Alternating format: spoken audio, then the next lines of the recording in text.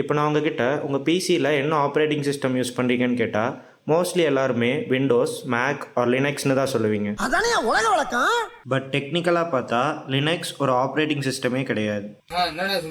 அதை புரிஞ்சுக்கணுன்னா கொஞ்சம் time travel பண்ணி 1969க்கு போகணும். ஃபோனில் டைம் ட்ராவலா? 1969ல் Dennis Ritchie and Ken Thompson அப்படின்ற 2 கம்ப்யூட்டர் சயின்டிஸ்ட் சேர்ந்து யூனிக்ஸ் அப்படின்ற ஒரு ஆப்ரேட்டிங் சிஸ்டமை உருவாக்குறாங்க.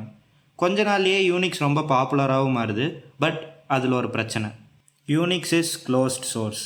அதாவது நீங்கள் காசு கொடுத்து வாங்கின ஆப்ரேட்டிங் சிஸ்டமோட சோர்ஸ் கூட உங்களால் பார்க்கவோ இல்லை மாடிஃபை பண்ணவோ முடியாது. இதை பார்த்து கடுப்பான ரிச்சர்ட் ஸ்டால்மேன் அப்படிங்கிற ஒரு சாஃப்ட்வேர் ப்ரோக்ராமர் 1983ல் GNU ப்ராஜெக்டை ஸ்டார்ட் பண்ணுறாரு. இந்த ப்ராஜெக்டோட goal very simple.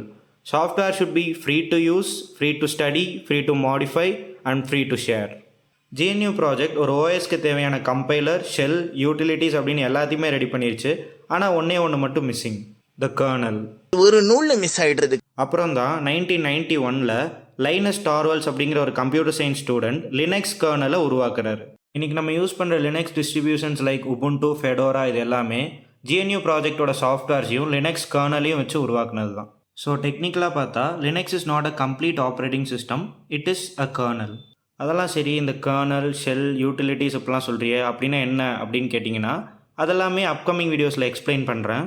Make sure to follow our YouTube channel and Instagram page. Until we meet again, it's Tamil signing off.